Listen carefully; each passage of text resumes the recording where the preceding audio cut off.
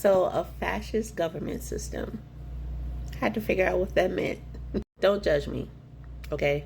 Politics is not my thing. I am a generational trauma healer. That's what I do, metaphysically.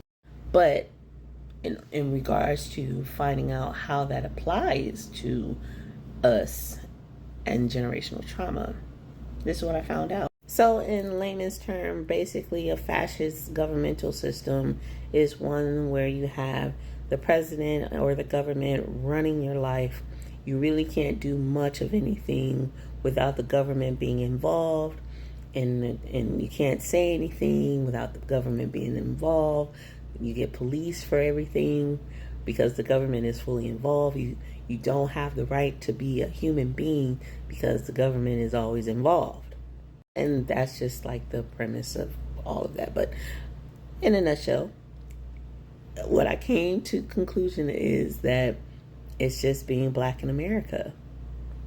Don't get me wrong, we have our freedoms to do certain things, but even on this app, I bet you on this app, I'm only going to get maybe 500 views on this app. But if I was a different color, this app would push this whole conversation out for everyone to see. Suppression is real. We feel it every day as Black Americans, and we just deal with it, right? And it's been so cool to see people from around the world encouraging Americans to, stand up and fight against tyranny and fight against the fascist government that looms in our midst. But I don't know if that conversation is for Black people in America. I mean, to be honest, because fascism is the underline or the underbelly of how we have been forced to live.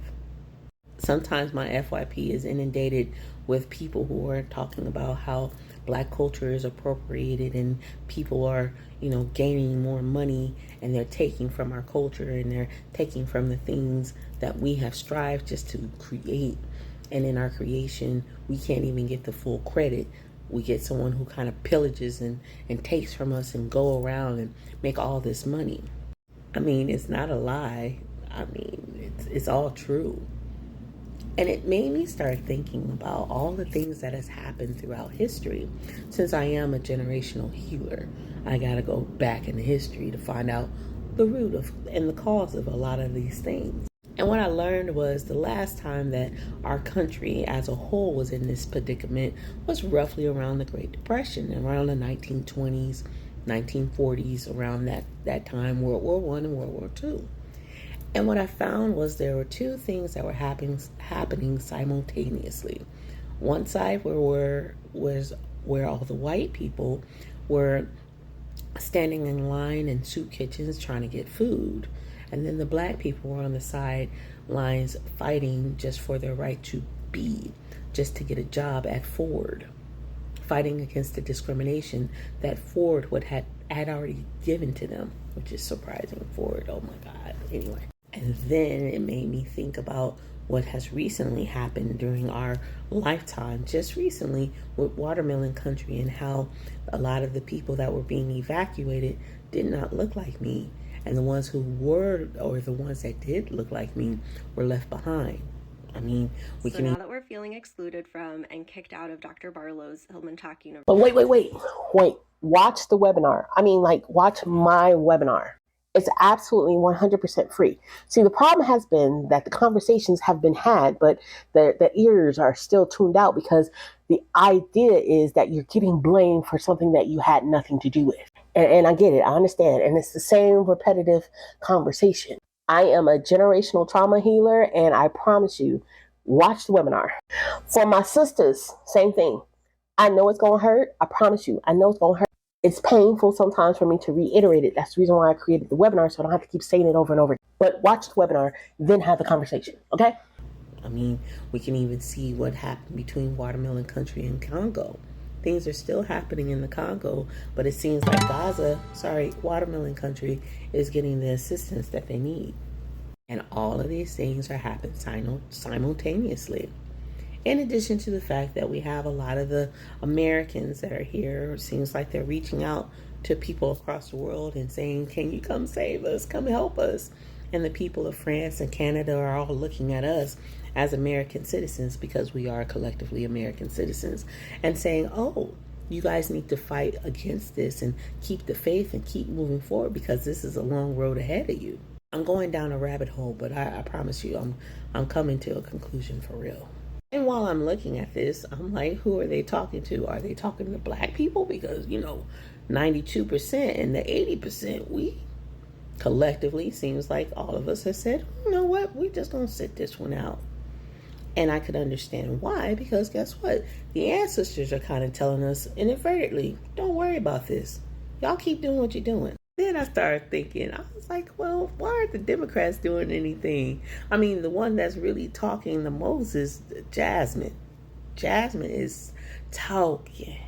But I don't really see any of the real other Democrats doing much of anything, and they represent the majority of the minority, right? Are they sitting back waiting for somebody to do something?